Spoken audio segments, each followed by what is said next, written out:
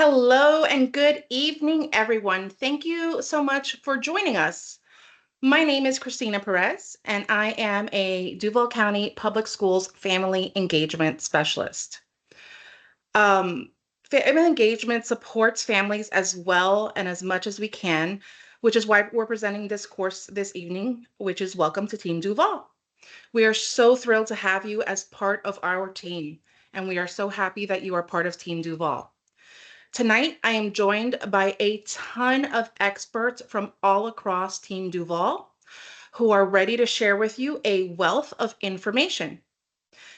We have Miss Laureen Ricks with communication, Tashawn Gilbert with transportation, Reagan Copeland with enrollment, Katrina Taylor with behavioral health, Christina Hanna with Hazel Health, Chief Jackson Short with school police, and last but very certainly not least, Ms. Susan Thorburn with Human Resources to talk a little bit about volunteers.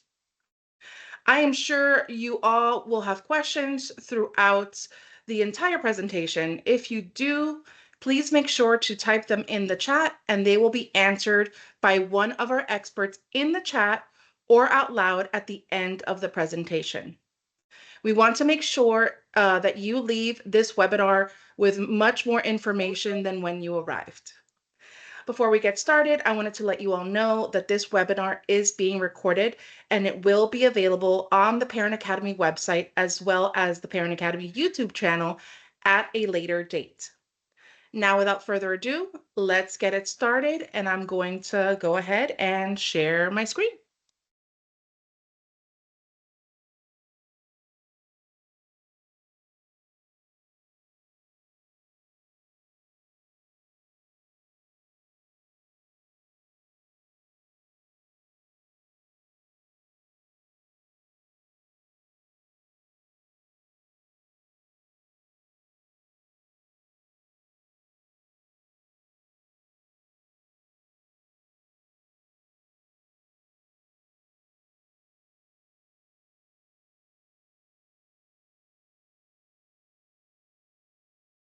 Alrighty, I wanted to confirm that everybody can see my screen. Perfectly. Great, thank you so much. All right, so this is our webinar. Welcome to Team Duval. We're going to go ahead and begin with, give me 1 second.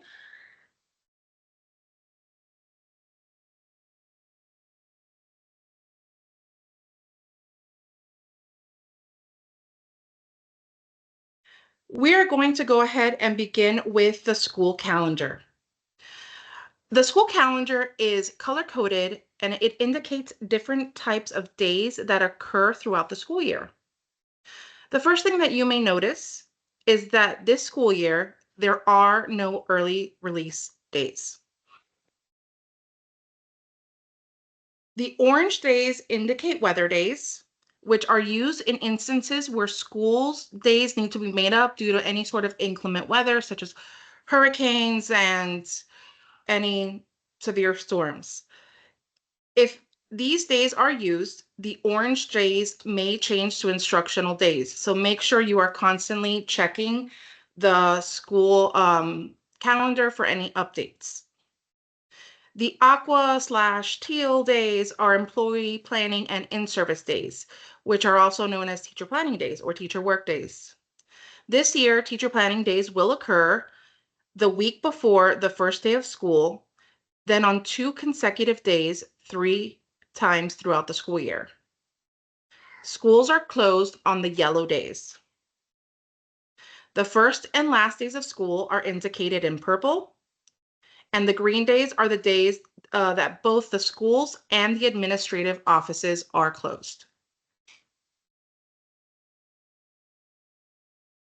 So now we're jumping into the Duval Schools app. This app allows you to get a feed of regular district and school level updates, such as access to the family portal, communications with teachers, and much more, such as the parent portal, dining and payment, GoFan, and the school calendar.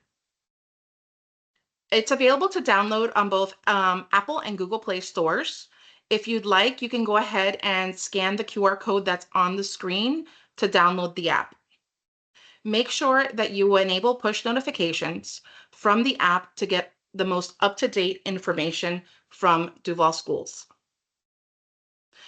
Now, Rooms is a feature within the application that allows communication from your child's teacher. If you have an elementary student, you may only see one or two rooms attached to your child. However, if you have a secondary student, you may have many rooms that are attached to them, one for each class. The app is also now sending text messages from number 20819. Again, that's 20819. Whenever your child teacher sends a message or an announcement through Room. So again, make sure that you allow those notifications. Make sure you keep your app updated in order to get the most updated and reliable version. Now that segues us into linked parent account. In order to access Rooms, you need to first have a linked parent account. With your linked parent account, you have access to student grades, state testing results, and various types of forms, for instance, the transportation form. If you want to learn more about your linked parent account, we have some upcoming webinars listed, as you can see, on September 4th at 6 p.m., as well as October 23rd at 12 p.m. We also have virtual office hours.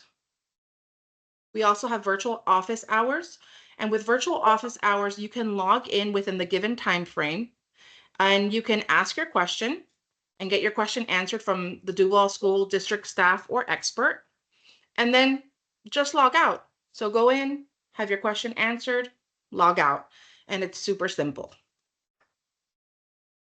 Now we are going to go ahead and move on to Miss Laureen Ricks with communications.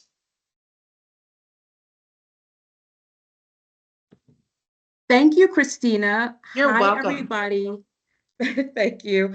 Hope everybody is doing well. Thank you for joining this webinar. And let's get started. I'm going to go a little bit out of order and just talk about the different ways that you can stay in the know about different things happening at both the school and district level. And that is by going to duvalschools.org and then going to our Team Duval newsroom. And we post almost every type of information that you can think of in our news articles. So anything that highlights, for example, we just had a story about some of the top schools in Florida being our schools in Stanton, Paxson. So that was a story that we recently put up that was featured in U.S. News and World Report. We'll also post information that you just need to know, whether it's about high school start times being 15 minutes earlier this year, or information you need to know about school lunches is another example. So that information is always going to be on our Team Duval newsroom. So if you just visit duvalschools.org and scroll to the Team Duval newsroom section, that's where you'll see this information. You can also follow us on social media. We keep it pretty simple. So all of our tags are at Duval Schools. So we're very easy to find both on website, and on our social media platforms. I'm going to skip up to updating parent contact information. So there are two things that you need to do to ensure both the school and the district have your most updated contact information. So the first thing is that you need to visit, and most of you have probably already taken care of this. But if your number or address or email changes in any way, then you would want to make sure that you visit your child's school to ensure that they have the most updated contact information. And what they'll do is update it in Focus, which is our sort of student data portal. So when they updated in Focus, the contact information in there is the number that schools are going to use to contact you directly. So I want to contrast that with the next bullet, which is the way that you would update your contact information online. So first I said you would visit schools so that staff could update it in Focus.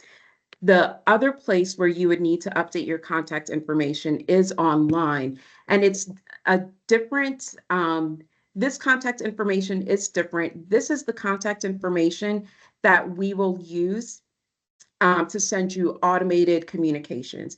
So as opposed to what I first mentioned, where this is the school directly contacting you, with the contact information that is in OneView, that's where you'll get automated communications that could range from anything like, unfortunately, if there's a lockout at your child's school, or if there's, let's say there's unforeseen severe weather and there's some sort of update to after school activities being closed or whatnot. Those are the kind of communications that you'll get to the contact information stored in OneView. And I can't see your faces, so hopefully I'm hoping that I've confused you or haven't confused you too much. But the key to remember is that there are basically two places where if you need to update your contact information that you would need to, what you need to do. One is visit your child's school so that they can update it in Focus. And then the second is that you would need to update your contact information online in OneView, and that would allow us to make sure we're sending you sending automated communications to the right number. And I will actually put more information in the chat box, so you'll see exactly what the link is um, if you need to update your contact information online. Skipping down to, this is a good way to segue into automated communications. As I said, both the districts and the school will regularly send out automated communications to families. You will only receive these automated communications, one, if your contact info is updated, and then two, as Christina mentioned before, um, if you have a parent account, which we call a linked parent account. To create a linked parent account, and this is something I'm sure many of you on this call have already done, you would just follow the simple steps that you'll see in www.duvalschools.org/get linked. And again, we will send out automated communications. Both the school and district does this, from anything to an emergency situation to just simple information that you need to know. And an example that I put on there is an update about school lunches, for example. Um, I put in a bullet about Team Duval Insights. That is a monthly newsletter that we send out to families, and it really is, I think, more of what you need to know as opposed to feature type information. So this is something that you would get if you have a linked parent account. We sent one out for August that contained things like I would say the 15-minute dismissal time. Something Christina mentioned earlier is that there are no early release days this school year. That was in the newsletter. So stand by each month for an email coming from the district, and it'll be titled Team Duval Insights. That is all I have. But like I said, I'm on the chat. I'm going to put in some more information regarding updating parent contact info. Thank you so much, Laureen. Up next, we have Ms. Tosham Gilbert with transportation. Hello.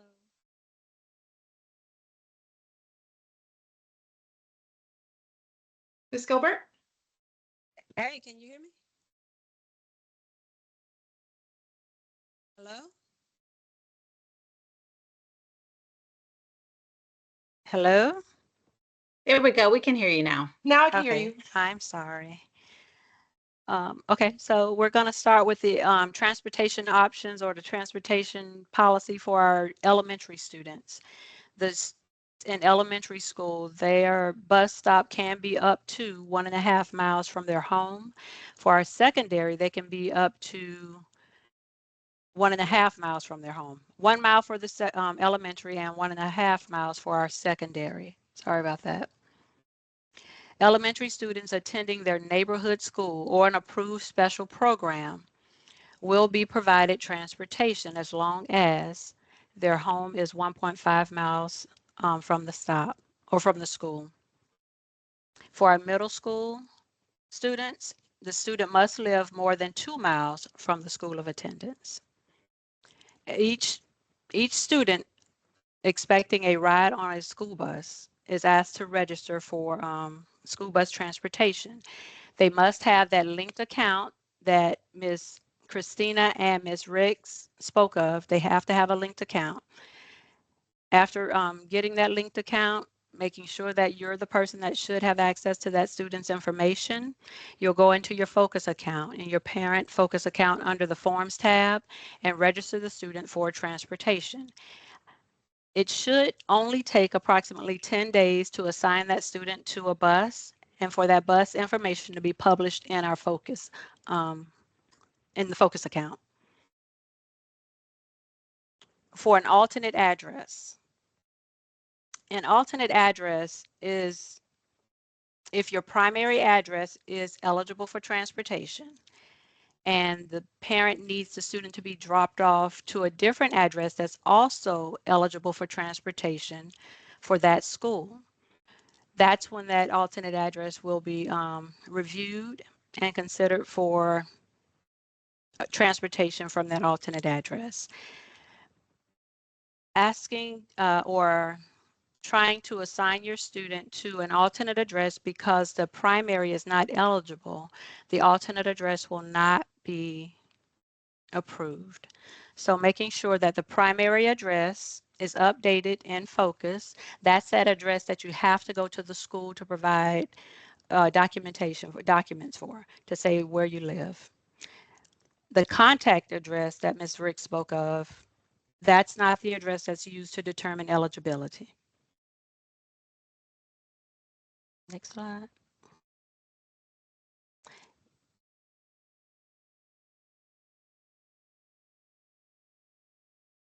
Next slide, please. That's it. I moved it over. Oh, okay. Bus stops for elementary students.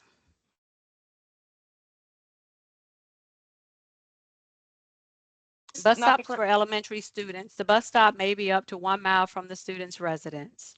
For our secondary students, stops may be up to 1.5 miles from the home address. We ask that students arrive to the bus stop 10 minutes prior to that scheduled time because we can't determine whether traffic or weather, you never know what may happen, and we don't want the students rushing to the bus. It's more safe if they arrive 10 minutes prior to that scheduled time. The EduLog Bus app. This app allows parents to track their students' bus. It can be downloaded in your Apple or Google Play Store, but we make sure that you're downloading the parent portal and not the parent portal Lite. To learn more about this app and how to download it, you can click on the link provided. If you need to contact us, you may call us at 904-858-6200. For our Gen Ed students, you may press option 1, and for our ESE students, you may press option 2. Now, right now, the line on the phone is pretty long because parents they still have more questions. So please be patient with us. We do have an email address, dcpstransportation@duvalschools.org. You may also leave us an email, send us an email if you like. Please remind your students that the code of conduct still applies on the bus. Bus riding is a privilege and can be revoked. The code of conduct is also enforced while at the bus stop. Thank you for your time, and I look forward to speaking with you. thank you, Ms. Gilbert. I'm gonna go ahead and hand it over to Ms. Reagan Copeland with testing. All right. Hello, Duval families. Thrilled with this great launch of a new school year.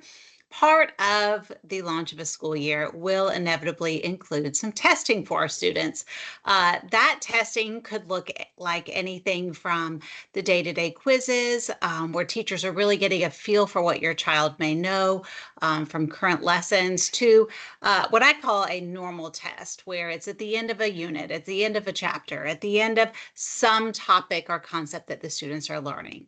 Absolutely normal for all grade levels, K through 12. But we also have progress monitoring and statewide testing, which is a little bit more intensive. Of course, students feel a little bit of that pressure. And if you can, from the home front, talk about those tests, talk about those feelings that they're feeling as those tests come. Yes, of course, they're important, but they are not dependent on whether or not your child is going to have any self-value or self-worth. It's not to that degree. So we definitely want that conversation taking place in the student's home as well as in our classrooms, we hope. Progress monitoring does take place 3 times a year. Reading and math, most typically in grades K through or VPK through 2, we're going to see some STAR reading and math assessment, the basics. They want to make sure our students are getting those basic skills. In the beginning of the year, it's really a placement of where are we? Where are we starting our school year? At the middle of the year, teachers want to see that their students are having growth. Is there growth and improvement from the first assessment to the second assessment? And this is really just determining the progress of students throughout the year. The test at the end of the year is really the one that matters. We want to see students really showing that they've learned a year's worth of education in that school year, and that's the big dog. That's the one at the end of the year. And I think we're all at this point used to that end of year, but those first 2 leading up to it are just a growth assessment. Where are we now? Okay, where are we mid-year? That window begins next week. As a matter of fact, I'm a Duval parent, and I received an email from my son's principal letting me know that window will open up next week, and he will begin that first round of progress monitoring for the school year next week. So you may receive a similar email, or you may hear some conversations about in your own homes, and it's okay. It's just to see where we're at now so that we can begin our goal setting for the end of the year. Each school will determine the testing date. This is not something that the district identifies as, all right, everybody's testing today. There's a window of time, typically 4 weeks, time where schools can select a day or 2 or 3 or 4 where students in multiple grade levels can take their assessment in their core content areas, reading, math, and science.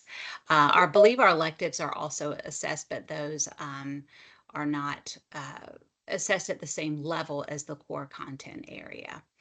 For specific dates, I would definitely consider reaching out to your student's school if you are your student's teacher to ask when their class is expected to be testing at the elementary level. All right, secondary, a little different as we head on to secondary. Still a FAST assessment. That FAST acronym stands for Florida Assessment of Student Thinking.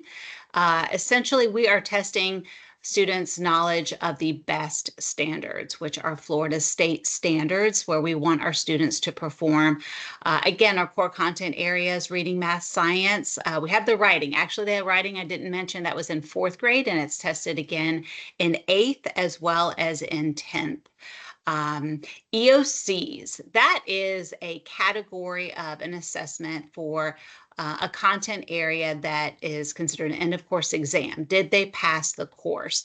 This is a comprehensive assessment of everything that's taught throughout that, typically a semester, sometimes a school year.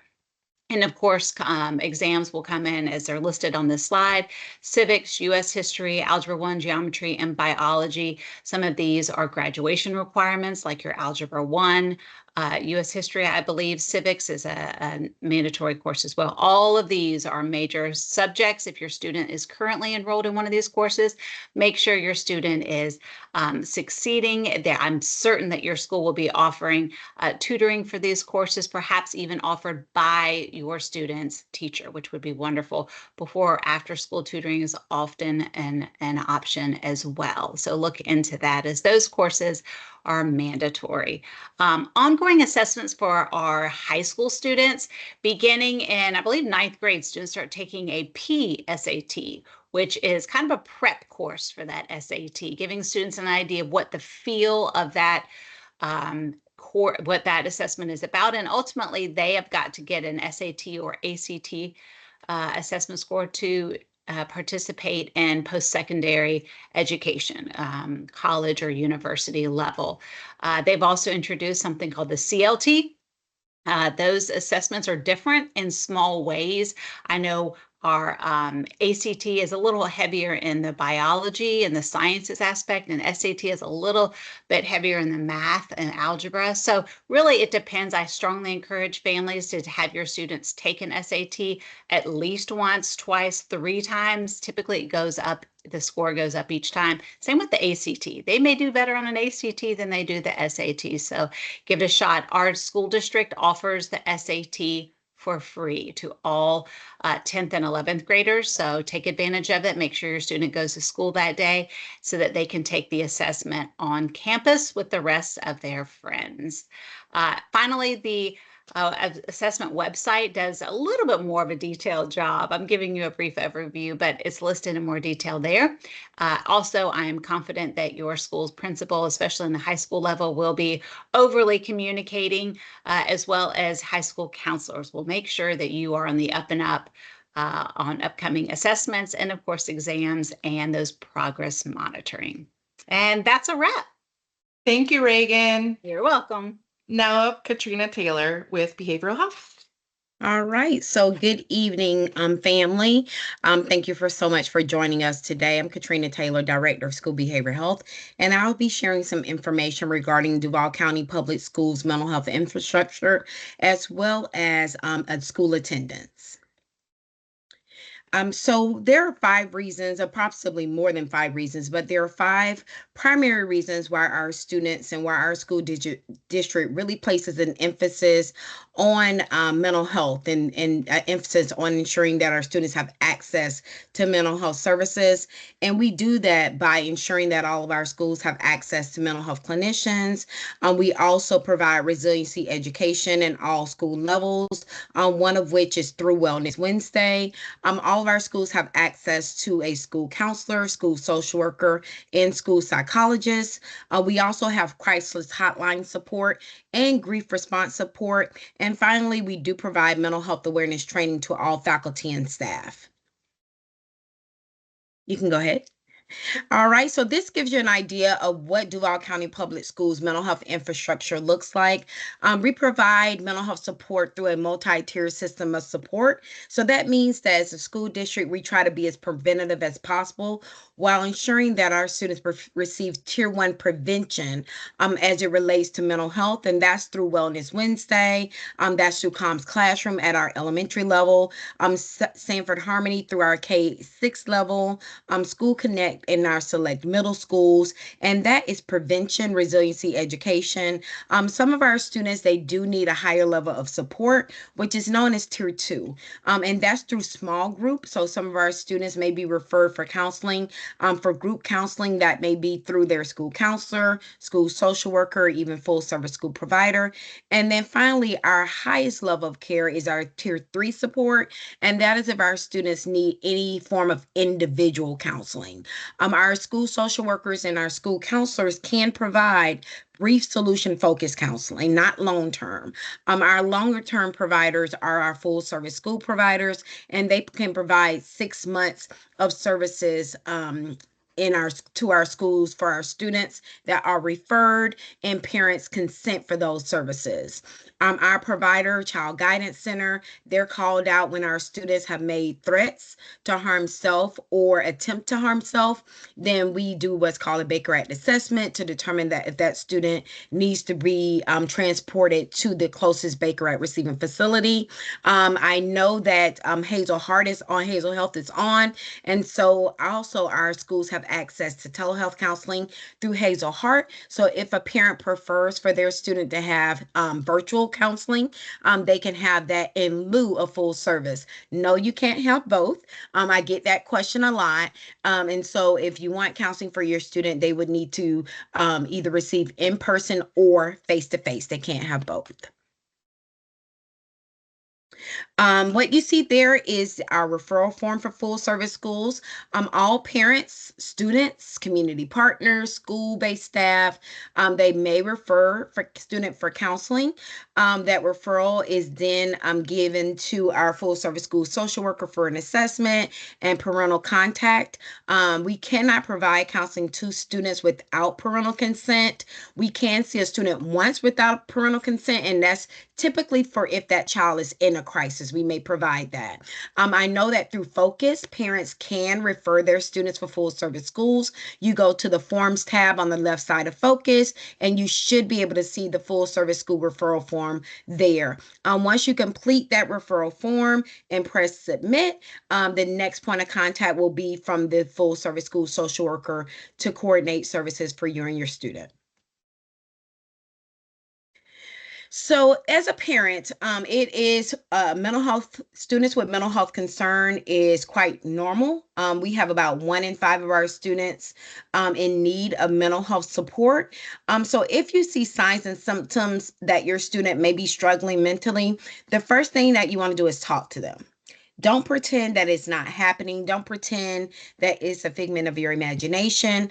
Make sure you ask open-ended questions in a neutral tone of voice and just speak with your student.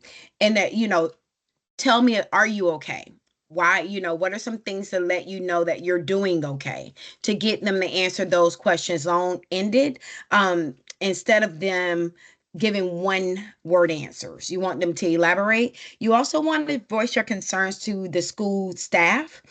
So the teacher or admin or your school counselor, voice if they are seeing the same things in your students that you're seeing at home. And you also want to talk to your child's pediatrician. A lot of pediatricians are doing mental health assessments at that level, so they can rule out whether or not your child is having some somatic symptoms or if there's an actual mental health concern.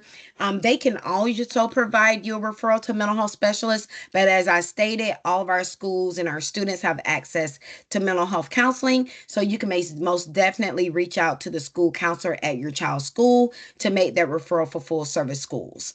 Lastly, you want to encourage self-help and other support strategies. So what is that? Make sure your child is active. What are some things that they enjoy doing? Do they enjoy chess? Do they enjoy horseback riding? Do they enjoy sports? So identifying, do they enjoy journaling or listening to music? So identify what are those self-help and or other support strategies and help to navigate that system for your student.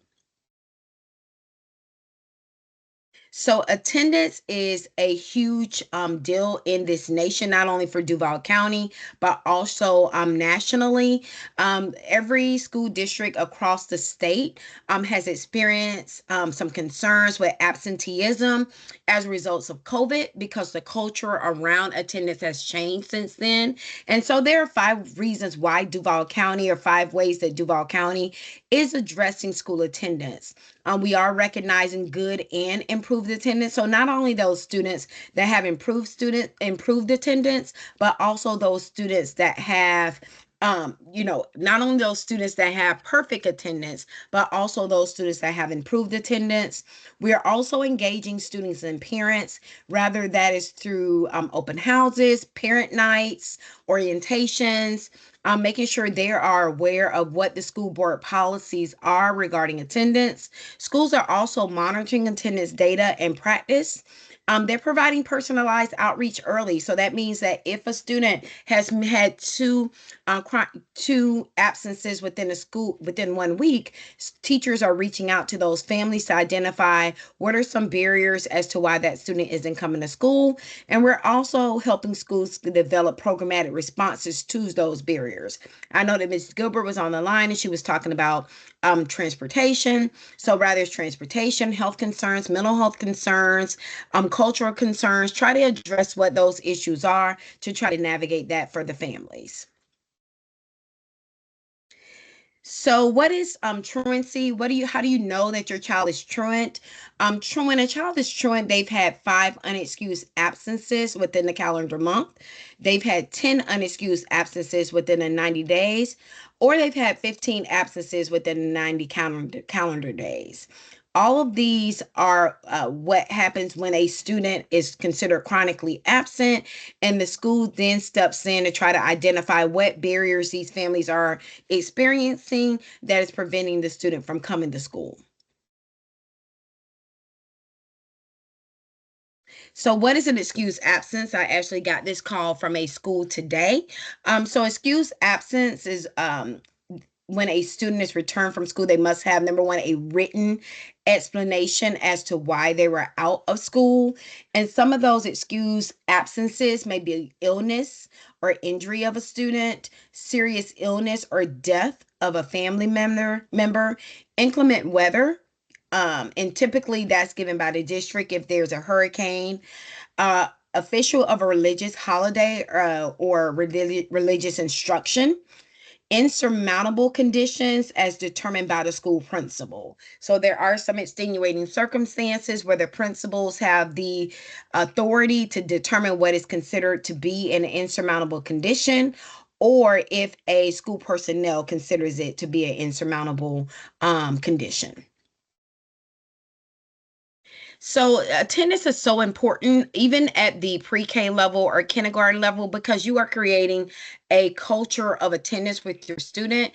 And people don't realize that even missing 1 day a week is a lot. That is a lot.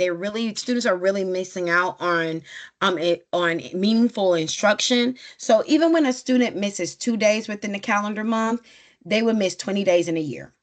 They would miss 30 days of math, 60 hours of 30 hours of math, 60 hours of reading, and they will miss over 1 year of school by graduation. So even though those 2 days a month may appear to be small, it's really not. And the same thing with 4 days a month. You're thinking, hey, it's okay if they miss 1 day a week. That's honestly 49 days a year.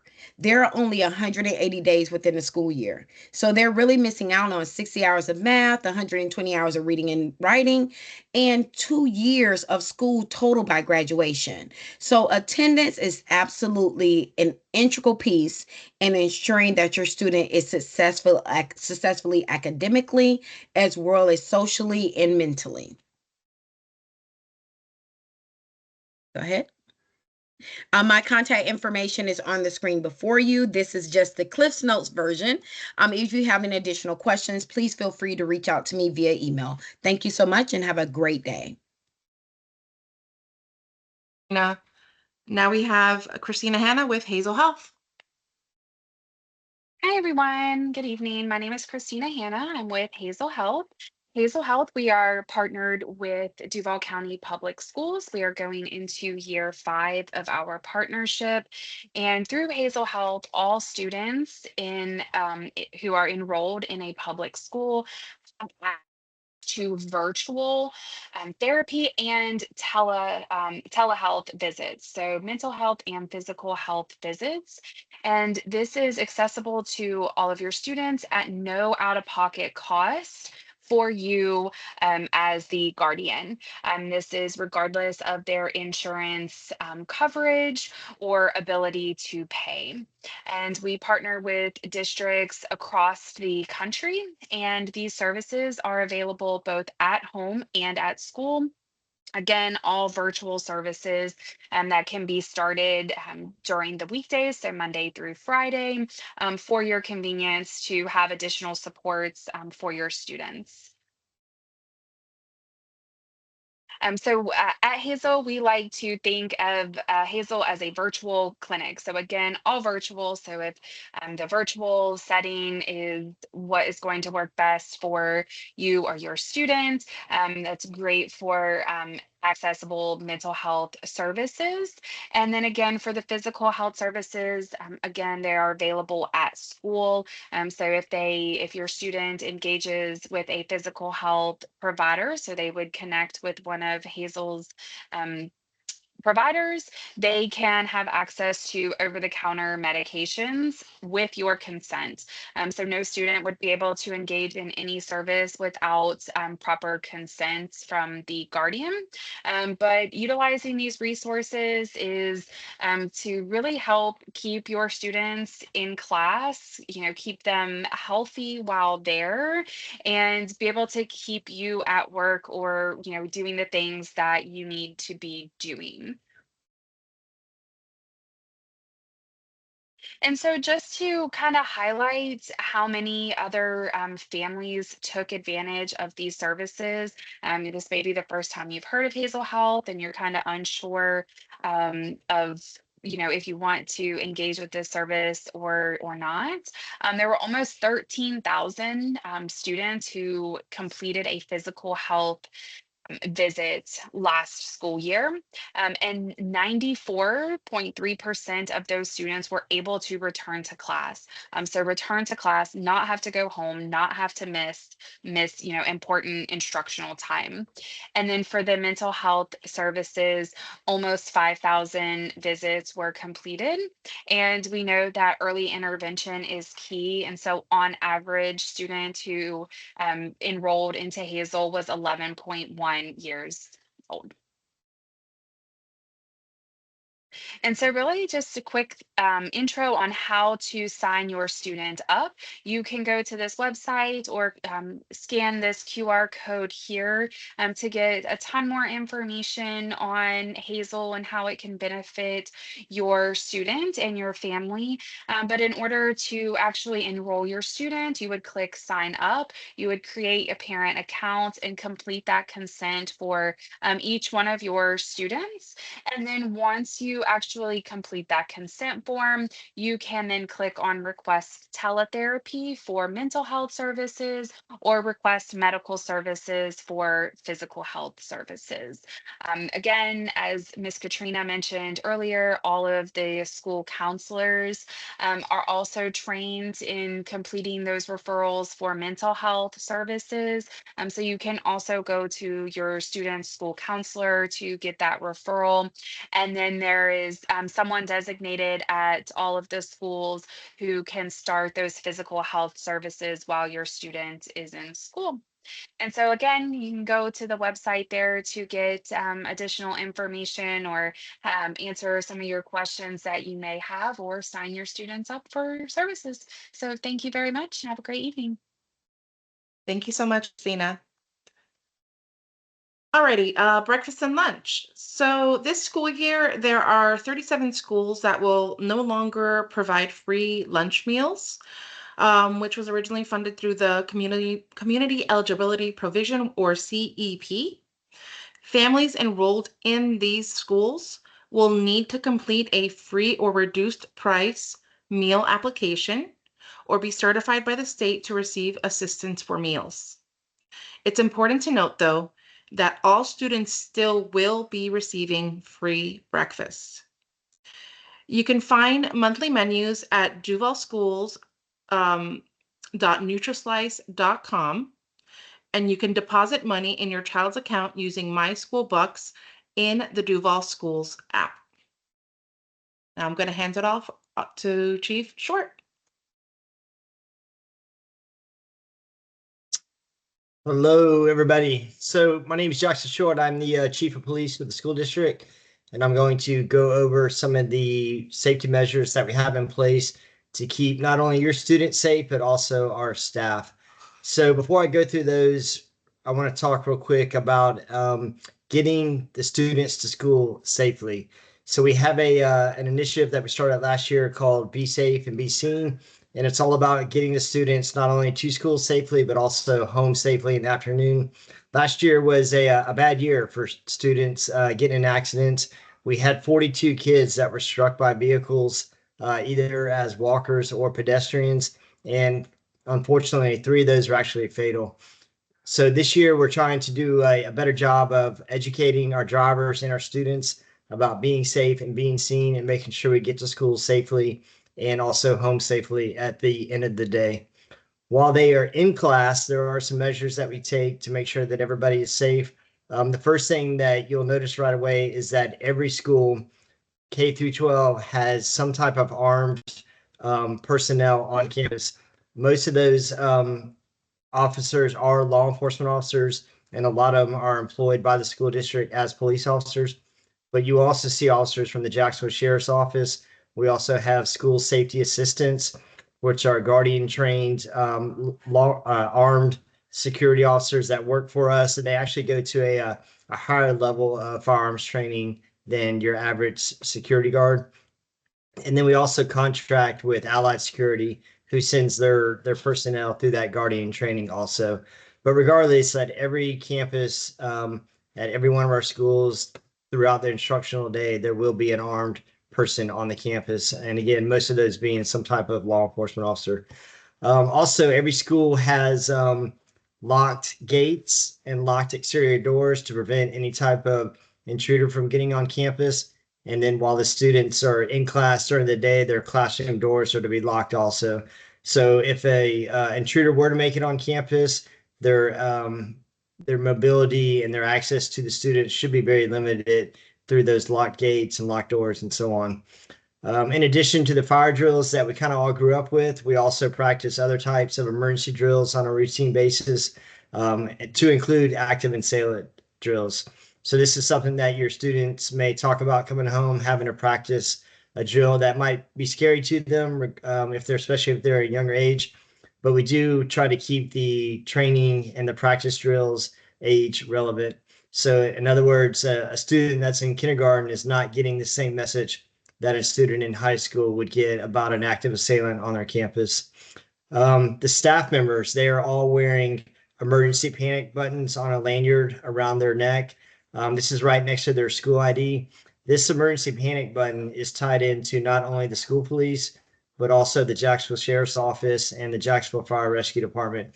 So any staff member at any time can press that emergency alert button for help. And not only does it go to the appropriate authorities, but it also is GPS enabled, so we can tell not only what school they're at, but where in the building they are located. And then as we build the new schools, the security cameras are being integrated into those emergency alert systems, and we're able to pull up the cameras closest to where the person is hitting the button at. We utilize weapons detection technology. So they are currently at all of our high schools, and we're starting to roll them out into our middle schools and eventually possibly even into the elementary schools. So this weapons detection technology is basically the metal detectors, but up to the 2025 technology standards. So this is something that your students may encounter if they haven't already, and we'll see that more and more throughout the schools. We have 2 specially trained police dogs, one of them that can detect firearms and one of them that can detect illegal narcotics. So we use those police dogs to do not only random, but also random searches throughout the school district, but also respond to any threats that a school may have. So if a school, received a threat about a firearm or a threat of a shooting or something like that, we have a firearms detection dog that can go to the school and provide support to the school staff to make sure that the school is safe.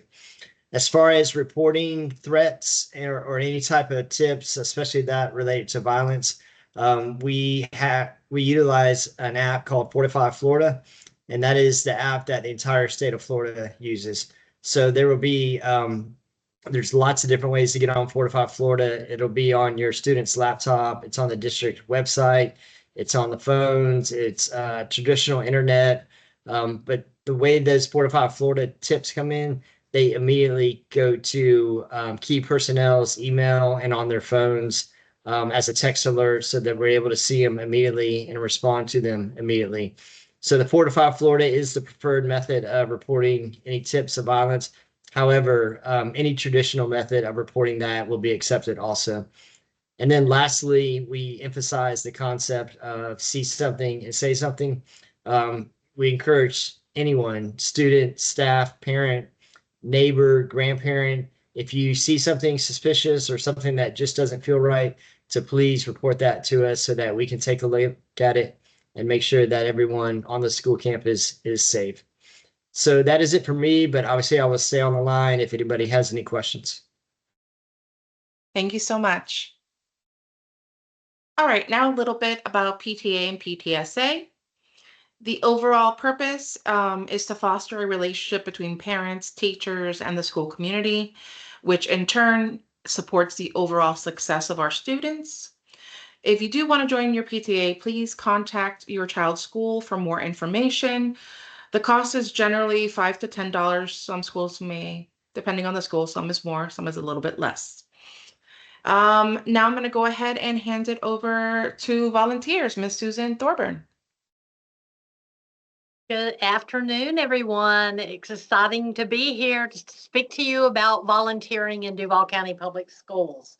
So this year, the Florida law changed, so we are focusing strongly on creating more and more safe schools. And so let's talk a little bit about volunteering in Duval County. So we are very excited to welcome our volunteers. We've had tremendous interest this school year, and we're processing applications daily. We're so excited. We have so many parents and guardians that are so willing, and stakeholders and community members that are so interested in being volunteers in our schools. So we understand that volunteers are a vital part of our success in Duval County Public Schools, and it helps provide students with a well-rounded educational experience. So because there was a Florida law change and the board also changed the policy, there are now two levels of volunteers. Okay, so level one volunteers. That is a volunteer that's always in the direct view of a district employee and never alone with a student. So that could be a classroom helper, book fairs, and I know book fairs are already starting to happen at some schools. I always loved a book fair. Health screenings, cafeteria monitoring, things that would happen where there would also be a Duval County Public School employee there in the presence of a volunteer. Next, and this is the change from this year, that now we have level two volunteers. And these are volunteers that could be out of the sight of a DCPS employee and that's correct, they must be fingerprinted, and there is a fee associated of $74.50. This fingerprinting and clearance or approval through the process includes checking the volunteers, level one and level two, against Florida State Statute 435.04, which is a strict policy to ensure that our students are safe. And as the chief said, we must have safe schools so our students can learn, our staff can focus, and of course our volunteers are in our school as well. So the example of a level two volunteer was someone that may be out of the sight of a DCPS employee, so they must be fingerprinted. So for example, mom comes in and teacher, Ms. Jones, asked her if she would work with this small group on some flashcards, maybe for math, maybe for reading, maybe for spelling, things like that, and they would be possibly in an adjacent room. But never alone, one-on-one with a student, never ever. That would be a small group, but that would be possible an example of why someone would not be in the direct sight line of a DCPS employee. So those individuals be required, and those driven by the activity would be required to be fingerprinted. So that, of course, would include chaperoning an overnight field trip, maybe a small group field trip, maybe And that would also always be with their, sometimes they would be separate from a DCFS employee. I give this example, okay, we have kindergartners and first graders. They're all excited. They're at the zoo and they're lined up to ride the train. I like to ride the train myself. And all of a sudden, little Johnny needs to go to the restroom. So mom is the approved volunteer, and she takes little Johnny to the restroom, lets him go to the restroom, and then goes and brings little Johnny back to the group. This is an example that we don't encourage, but sometimes going to happen. So having that level 2 security is very important for us to ensure that all of our students are safe.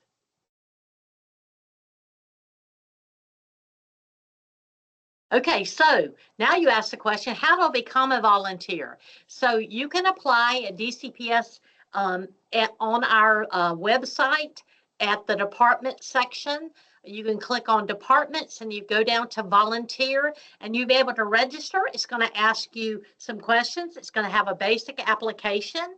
You'll receive an email with instructions for fingerprinting if level 2 is selected, and then you'll be processed and notified of your status. And then you can also log back into your profile to determine what your status is, if you need to update your information, if you need to change your volunteer level. Our web page at the same area has lots of great information, including an extensive FAQ or frequently asked questions section. And we're always available to answer your questions at volunteer@duvalschools.org, or you can contact our office directly. The number being 904-390-2, and all of a sudden the number left me. 2960, 904-390-2960. You can contact our office. I'll just let you know it's a very busy time in human resources in the volunteer services division. So we ask you, if you have a volunteer event that's coming up, that you please put your application in now, because we have very heavy volumes that we're working through, and we want to ensure that our volunteers are ready, willing, and able, and prepared and cleared to be in the classroom or be on a field trip. Of course, there is an appropriate volunteer badge. A volunteer badge that is purple is a level 1. That is the individual that is always going to be in the sight line of a DCPS employee. And the orange states clearly on it, the orange badge, volunteer chaperone. And those are good for 5 years, and the level 1 are good for 2 years. Thank you so much for all that Yes, so information. if you need anything, give us a call. We're glad to help you. Fantastic. And here is some of Family Engagement's social media and website and YouTube channel. So feel free, I'll give you guys a minute to scan a QR code if you're interested in following us, to have other courses or to participate in other webinars such as this, or to participate in some of our office hours. We advertise everything through our social media platforms. And our course recordings go on our YouTube channel as well as our website. So if you're interested in that, feel free to scan the QR code. And now I'm going to go ahead and stop sharing my screen. And I'm going to come back and say hello. I am going to go ahead and enable microphones in case anybody has a question. I know we have about 2 minutes left, but we want to go ahead and make sure that your questions are being answered. Pardon the crying baby in the background. All right, let me look through the chat to see if we have any questions. I don't see any questions from any participants. If you do have a question, please feel free to type it in the chat, as well as you can unmute, raise your hand, and we will call on you. Oh, I do see a question. I have noticed that some teachers communicate through Teams. Do we not have access through to that? Um,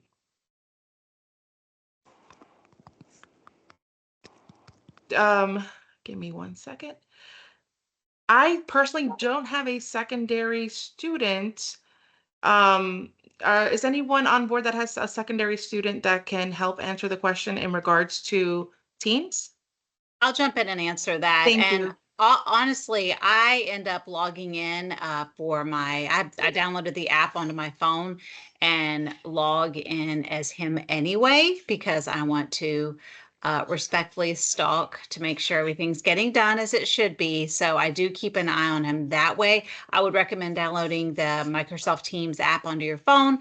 You can create an account or log in as him or her. Just an idea. Thank you. I do see another question. I saw there are 2 office hours for this Thursday at noon.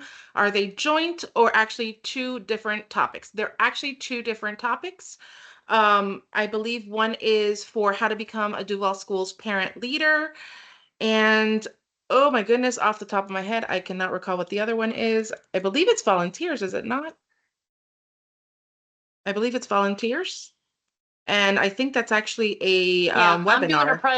I'm doing a Yep, presentation that's what I in a thought. couple days. Yes. Yeah, so that's also one of them is a webinar.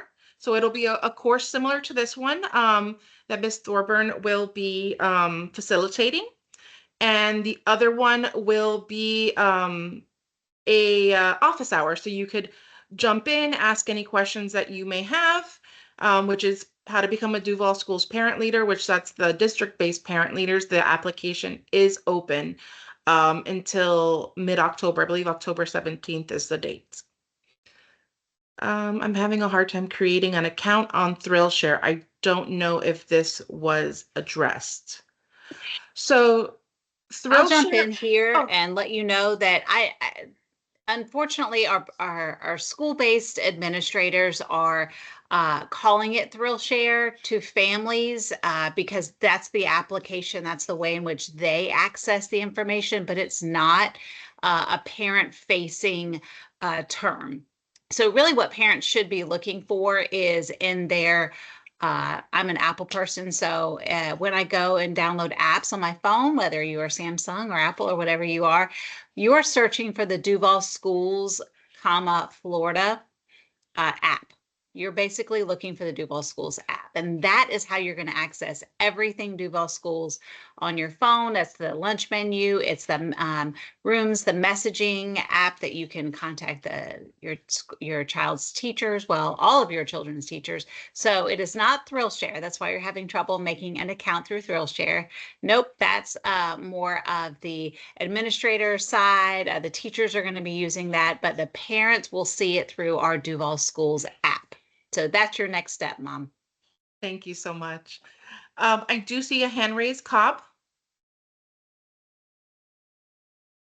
If you want, you can unmute. Can you hear me? Yes. Okay. So I had no trouble getting access through the Focus, but my husband, for whatever reason, and I think it's because he and my son share the same name, who is the student that he's trying to register for. And so every time he goes through the process of enrolling through the Focus app, he keeps kind of getting this caught up in this loop, and it's not providing him it's not taking him through the same process as it took me. And I'm wondering if it's because he and my son share the same name and their birthdays are about 5 days apart as well. So I don't know if that is triggering something. Should we go up to the school or should we call in? All right, I'm going to jump in again. Mom, I think it's because you're both trying to connect to the same student, and typically there's a one parent lead on a student. You can add him as an email address into the existing account, but not create a separate one. I'm going to put my email address in here so I can work with you privately to make sure that we get dad signed up or at least connected in some way. But if you'll look to see if you can't add a second email on your backend in your profile, that's probably how dad will get in.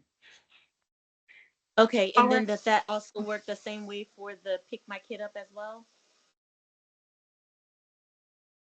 I'm going to look to another district administrator for the Pick My Kid. I would imagine so. I don't think you'll have two Yes. separate accounts. Okay. Yes, this is Katrina says Katrina. yes. Yes, it's Miss Taylor. I have a son that's an elementary student, and with Pick My Kid, I'm the primary, and I can add him as a secondary once I'm in there. But typically, when he picks up, it alerts my phone. I'll get a message, but I'm the lead. And so, you would just add him as someone that can pick up, but it's primarily one parent. What I will let you know, if you email Pick My Kid, they're pretty responsive. They're pretty good with that. So I will try to find the email because I had a few questions navigating this the beginning of the year, and so they're pretty responsive. So I'll add the Pick My Kid email to the chat. So if you have specific questions, but from my experience, it's only one parent. Okay, perfect. That makes sense. Thank you so much. And Ms. Reagan, I did see your email in the chat, so I saved it. So thank you so much. I appreciate that.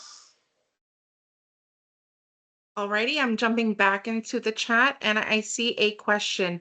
Will there be multiple opportunities for these topics then? How is a parent leader different from a volunteer, like a level 1 or 2 from field trip? So parent leaders and volunteers are completely two separate things. Volunteer is at the school level, while as a parent leader is a leader in the community. You participate in various parent academy courses as well as fill out an application. It's a completely separate thing. It's it's not, it has nothing to do with the field trips. It's more like to participate in district opportunities such as code of conduct, and you get special notifications and special emails to connect with the district. If you were interested in the field trips, I believe Ms. Thorburn can answer that depending on which one you were looking at, if you were looking at the level 1 or the level 2. And so level 2, remember, level 2 it requires fingerprinting, and it's if you're going to be a chaperone away from the school or in an overnight event. If you want to work in the school and just be a helper, maybe a book fair or that type of thing, then that would be the level 1. So you could apply for parent leadership and be a volunteer. Is that right? Yeah. So you could Yes. be both, but it is two separate things. So we're glad to help you if you're interested in volunteering. Okay, so she's saying she would be interested as a chaperone level 2. Correct. Okay.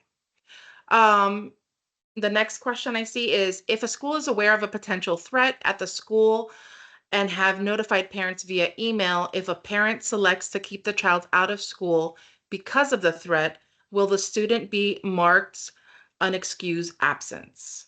I could believe this is Miss Taylor.